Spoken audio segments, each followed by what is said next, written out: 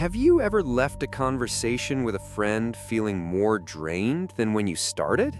It's a strange, heavy feeling, like you've just run a marathon you didn't sign up for. You replay the conversation and nothing was overtly cruel, yet you feel empty. You might even find yourself making excuses for them, thinking maybe you're just being too sensitive. But that nagging feeling in your gut just won't go away. It's a quiet confusion that whispers, "Is this what friendship is supposed to feel like?" This experience is incredibly common, yet so isolating. What if that feeling isn't random? What if it's a signal your emotional system is sending you? Today, we're gonna turn that whisper into a clear voice. We will uncover the subtle but undeniable signs that separate a true supportive friend from a fake one. This video will give you the clarity you've been looking for. It's time to stop guessing and start knowing. You deserve friendships that fill you up, not drain you dry. So if you've ever felt this way, you're in the right place. Let's decode those signals together. Navigating the world of friendships can be one of the most rewarding parts of life, but also one of the most painful. When you put your trust in someone and suspect it isn't being returned, the hurt can run deep. If you're watching this, your feelings are completely valid. You are not overreacting for questioning a relationship that leaves you feeling depleted. The good news is you don't have to live in that confusion anymore. Our goal today is not just to point fingers or create drama. Today, we are not just going to identify the warning signs. We are going to understand the psychology behind them, and most importantly, know exactly what to do about it. We'll explore three main archetypes of fake friends: the taker, the underminer, and the gossip. We'll look at the specific behaviors that reveal their true colors. And stick with me, because after we cover the signs, I'll share a simple three-step framework called A.C.T. that you can use to handle this exact situation with confidence and grace. This is not about ending every friendship. It is about building healthier ones. So let's get that clarity. Let's start with the first and most common type. See if this sounds familiar to you. This is the taker. They view friendship not as a connection, but as a resource.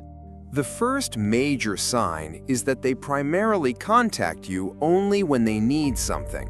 When their name pops up on your phone, your first thought is not about what they are up to, but what they want. It could be a ride, help with homework, a shoulder to cry on for hours, or money. The request itself is not the problem. The pattern is. True friendship involves a give and take, a natural rhythm of mutual support. With a taker, the flow of energy, time, and effort is conspicuously one way. This leads to the second sign. They show little to no genuine interest in your life. When you do talk, the conversation orbits entirely around them, their problems, their drama, and their needs. You could share that you won the lottery, and they would somehow pivot the conversation back to their bad day at work within 30 seconds.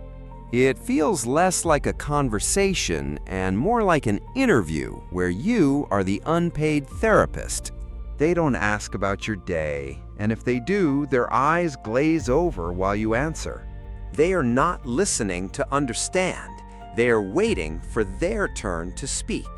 This is not just selfishness. It is a fundamental misunderstanding of what friendship is.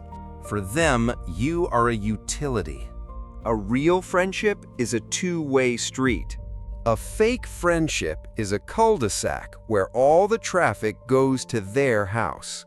But as bad as a taker is, there is another type of fake friend that is even harder to spot because they often pretend to be your biggest supporter while secretly hoping you fail. Now, the next sign is a bit more subtle, but even more damaging. This brings us to our second archetype, the Underminer. This person is a master of subtle sabotage, chipping away at your confidence under the guise of friendship. Their toxicity is harder to pinpoint because it is often disguised as a joke or helpful feedback. The third warning sign is their use of backhanded compliments. "I'm so surprised you did so well on that exam." Or they might comment, "That outfit is so brave, I could never pull that off." On the surface, it sounds like a compliment, but the underlying message is a judgment. It implies they had low expectations for you to begin with. It's a way to praise and belittle you in the exact same breath. This passive aggression is a tool to maintain a sense of superiority. This leads directly to the fourth and perhaps most painful sign. They seem secretly unhappy when you succeed. When you share good news, like a promotion, a new relationship, or a personal achievement, watch their face closely. Is there a flicker of disappointment? Do they immediately change the subject? Or worse, do they find a way to downplay your achievement? They might say, "Oh, that's nice," and then immediately launch into a story about their own, much bigger success. They cannot just be happy for you because your success feels like their failure. Let's be honest, they are not happy for you. They are just gathering information for the interview they will conduct later to find the flaws in your victory. Their jealousy masquerades as concern, but it is a poison that slowly erodes your self-worth. For people like us who value genuine connection, this behavior is a major red flag. The third archetype is one we have all encountered, the gossip. Trust is the foundation of any real friendship, and this person demolishes it for sport. The fifth sign is glaringly obvious, yet we often miss its implication. They constantly gossip to you about other people. They come to you with juicy stories, secrets, and harsh judgments about your mutual acquaintances. It can feel flattering at first, like you were part of an exclusive inner circle. You feel special because they are confiding in you. But you are not in an inner circle, you are just the current audience. This is a massive warning sign. Why? Because it reveals their character. It shows they do not respect the privacy of others, and they enjoy basking in the drama of other people's lives. And this leads to the inevitable and devastating sixth sign. You find out they are gossiping about you. You hear from another friend that a secret you shared in confidence is now public knowledge. Or you hear a twisted version of a story you told them, now spun to make you look bad. This is the ultimate betrayal. They used the vulnerability you offered them as social currency. They traded your trust for a moment of attention from someone else. It's a painful lesson, but an essential one. The rule is simple. People who gossip to you will gossip about you. It is not a matter of if, but when. Their loyalty is not to you. It is to the most interesting story in the room. But wait! Before you go through your contact list with a flamethrower, let's pause and add a layer of nuance. Because this is important. What if your friend is just going through a hard time? Is someone who is distant and self-absorbed for a few months a taker, or are they just depressed? Is someone who snaps at you with a backhanded comment an underminer, or are they just stressed and projecting their own insecurities? The world is not black and white, and neither are people. A truly good friend can have a bad month or even a bad year. The key is to distinguish between a flawed person and a fake friend. Here's a simple litmus test. First, is this a long-term pattern or a recent change? If they have been this way for years, that is their character. If this behavior is new and out of character, it might be a temporary state. Second, and this is crucial, do they show awareness or remorse? When you bring up how you feel, do they get defensive and blame you, or do they listen and apologize? A good friend who is struggling will often feel terrible that they have hurt you. A fake friend will feel terrible that they got caught. Before you make your final judgment, consider the context. Encourage empathy before final judgment. This is not about making excuses for bad behavior. It is about making sure we do not throw away a potentially good friend who is simply going through a storm. And speaking of that, discerning these kinds of patterns is a skill. If you are someone who values building healthier, more meaningful relationships, that is what this channel is all about. Take a second to consider subscribing to join a community of people focused on growth and genuine connection. Okay, so you've recognized the signs. You've considered the nuance. The big question is, what now? This is where we move from feeling hurt to feeling empowered. Let's get into the game plan. We're going to use a simple, powerful tool called the A.C.T framework.